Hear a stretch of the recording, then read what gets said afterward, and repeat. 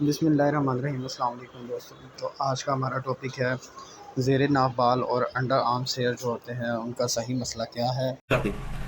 اب وہ چیزیں بیان کرنے لگا ہوں کہ جن چیزوں کا ریموو کرنا وہ فطرت میں داخل ہے، ایسے بال جن کا ریموو کر دینا، جن کا صاف کر دینا فطرت ہے۔ ابھی تک تو وہ باتیں ہوئی تھی کہ یہ کام آپ نے نہیں کرنا ہے، اب کون سے ایسے کام ہیں جن کا کرنا فطرت کے اندر داخل ہے۔ صحیح بخاری اور صحیح مسلم کی متفق علیہ حدیث ہے کہ آپ صلی اللہ علیہ وسلم نے ارشاد فرمایا کہ 5 چیزیں فطرت میں داخل ہیں۔ 5 چیزیں۔ نمبر 1، ختنہ کروانا۔ اب یہ بھی گوشت کو بدلنا ہے، کاٹنا ہے، لیکن یہ فطرت میں داخل ہے۔ نمبر 2، زیر ناف بال صاف کرنا۔ نمبر 3، بغلوں کے بال اکھیڑنا یا صاف کرنا، اس پر بھی اجماع ہو چکا ہے، حدیث میں الفاظ اکھیڑنے کے، لیکن یہ صاف کرنا بھی اکھیڑنے میں ہی داخل ہے۔ نمبر 4، ناخنوں کا کاٹنا، اور نمبر 5، مونچھوں کا کاٹنا۔ یہ 5 چیزیں، ان چیزوں کو کرنا یہ فطرت میں داخل ہے، یہ فطرت کو بگاڑنا نہیں ہے۔ اور صحیح مسلم کی ایک اور حدیث ہے جس میں 5 مزید چیزیں بھی بیان ہوئی ہیں، 10 چیزیں ہیں اس میں، اور جو 5 باقی چیزیں بیان ہوئی اس میں سے ایک داڑھی، دوسرا مسواک، تیسرا ناک میں پانی ڈالنا، چوتھا جوڑوں کو دھونا، یعنی جسم کے مختلف جوڑ جو ہیں ان کو دھونا غسل کے اندر اور وضو کے اندر، اور 5واں پانی کے ساتھ استنجا کرنا۔ تو یہ 5 چیزیں اس کے اندر ملائے تو 10 چیزیں فطرت میں داخل ہوئی۔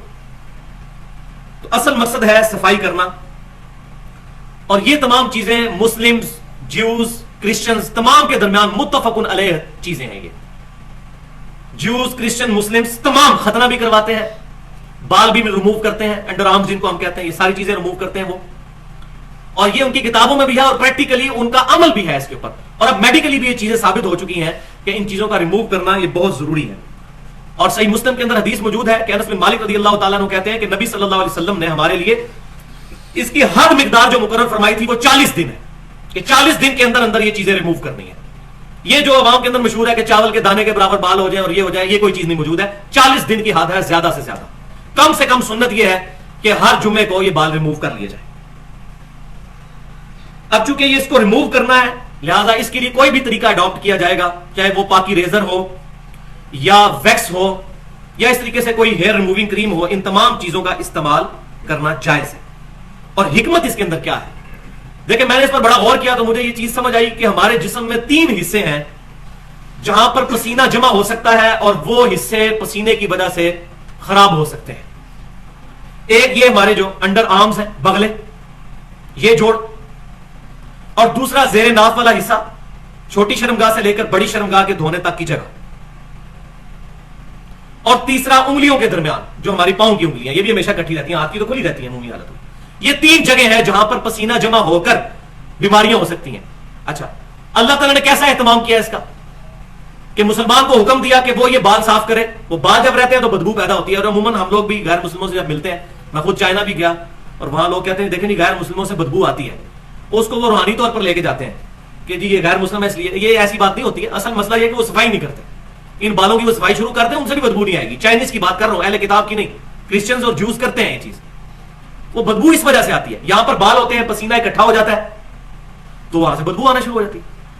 اسی طریقے سے جو زیر ناف بال ہے، وہاں بھی جہاں جوڑ ملنے کی جگہ ہے وہاں پر پسینہ آتا ہے اور بال بھی موجود ہوتے ہیں، تو وہ اس کو ایک انوائرمنٹ مل جاتی ہے پسینے کو وہاں رہنے کی، بدبو پیدا ہو جاتی ہے۔ جبکہ پاؤں کی انگلیوں کے درمیان ایسا کوئی مسئلہ نہیں ہے، اور ویسے بھی ہم وہ وضو کے اندر اس کو دھو لیتے ہیں، وہاں کوئی ایسا مسئلہ نہیں ہوتا۔ لیکن جو لوگ زیادہ جرابیں استعمال کرتے ہیں تو ان کو بھی آپ دیکھتے ہوں گے کہ ان کو وہاں سے بدبو آنا شروع ہو جاتی ہے۔ تو یہ اس کی شرعی حکمت ہے ان جگہوں سے بال کو ریموو کرنے۔ ختنہ کرنے کے اوپر تو اس وقت پوری انسانیت کا تقریباً اجماع ہو چکا ہے، سوائے ہندوؤں کو چھوڑ کے، انہوں نے اس کو مذہبی مسئلہ بنا دیا۔ باقی جیوز، کرسچنز، ان کی کتابوں میں بھی یہ بات لکھی ہے کہ وہ ختنہ کرواتے ہیں۔ ایون امریکہ کے اندر جب بچہ پیدا ہوتا ہے تو ہاسپٹل میں ہی وہ ختنے کر دیتے ہیں ساتھ ہی۔ یہ چیز مطلب اسٹیبلش ہو چکی ہے الحمدللہ۔ یہ جو شریعت کی چیزیں ہیں اللہ تبارک و تعالیٰ نے ان کو اسٹیبلش کروا دیا ہے۔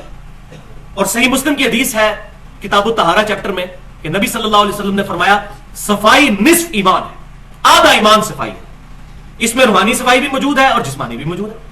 دیکھیں ہماری عبادتیں ساری صفائی کے اوپر تو ڈیپینڈنٹ ہے، وضو، غسل، کپڑوں کا پاک کرنا، یہ تمام کی تمام چیزیں صفائی کے ساتھ ڈیپینڈنٹ ہیں۔ تو صفائی نصف ایمان ہے۔ اب اس میں ایگزیجریشن بھی نہیں ہونی چاہیے، نہ تو صفائی کا اہتمام کرتے ہوئے کوئی شخص ہمیشہ شیشے کے آگے کھڑا رہے، ایسا بھی نہیں ہو جانا چاہیے، اور نہ ایسا ہو کہ اپنے آپ سے وہ بے پرواہی کا شکار ہو جائے، بلکہ شریعت میں یہ چیز پسند کی گئی ہے کہ کوئی شخص صفائی اور ستھرائی کا اور پاکیزہ رہنے کا، خوشبو لگانے کا اہتمام کرے۔ صحیح مسلم میں حدیث ہے کہ آپ صلی اللہ علیہ وسلم نے ارشاد فرمایا کہ جس کے دل میں رائی کے دانے کے برابر بھی تکبر موجود ہے وہ جنت میں داخل نہیں ہوگا۔ تو ایک صحابی نے مسئلہ ہی حل کر دیا، انہوں نے کہا یا رسول اللہ صلی اللہ علیہ وسلم، انسان تو چاہتا ہے کہ اس کے کپڑے اچھے ہوں، اس کی جوتیاں اچھی ہوں، کیا یہ بھی تکبر ہے؟ تو آپ صلی اللہ علیہ وسلم نے فرمایا نہیں، یہ تکبر نہیں ہے، بلکہ تکبر یہ ہے کہ تم حق بات سے اناد کرو، اس کو قبول نہ کرو اور لوگوں کو حقیر جانو، یہ تکبر ہے۔ اور پھر آپ صلی اللہ علیہ وسلم نے اس کے ساتھ یہ بات بھی ارشاد فرمائی، ان اللہ جمیل ویحب الجمال، بے شک اللہ بھی خوبصورت ہے اور خوبصورتی کو پسند کرتا ہے۔ یہ ہمارے نبی کی تعلیمات ہو سکتی ہیں نا صلی اللہ علیہ وسلم۔ تو فرمایا کہ اللہ تعالیٰ پسند کرتا ہے خوبصورتی کو۔ تو تکبر کیا ہے؟ حق بات سے اناد کرنا، کسی کو قرآن اور حدیث کھول کے بتا دیا جائے اور وہ بات قبول نہ کرے۔ ایک بندے کو بتا دیا جائے بھائی صحیح بخاری اور مسلم میں نماز کا طریقہ یہ لکھا ہے، اور وہ آگے سے کہ اتنے بڑے بڑے بزرگ میرے پاگل ہیں، مولوی پاگل ہیں، حق بات سے اناد کر لے، وہ متکبر ہے۔ اصل میں وہ قرآن اور حدیث کے منہ میں اپنا لقمہ ڈالنا چاہتا ہے۔ اور اسی طریقے سے دوسرے مسلمانوں کو حقیر جاننا، جس طرح یہ ہمارے لوگ جو کلف کا سوٹ یا یہ کھدر وغیرہ کا پہن کے باہر نکلتے ہیں، یہ جائز ہے، لیکن اس کی بنیاد پہ کسی عام مسلمان غریب آدمی کو تکبر کی نظر کے ساتھ دیکھنا یہ بہت بڑا ظلم ہے۔ اللہ تبارک و تعالی ہمیں ان چیزوں سے محفوظ۔ دوستوں ویڈیو کو لائک اور چینل کو سبسکرائب کرنا مت بھولیے گا۔ ملتے ہیں نئی ویڈیو میں، اللہ حافظ۔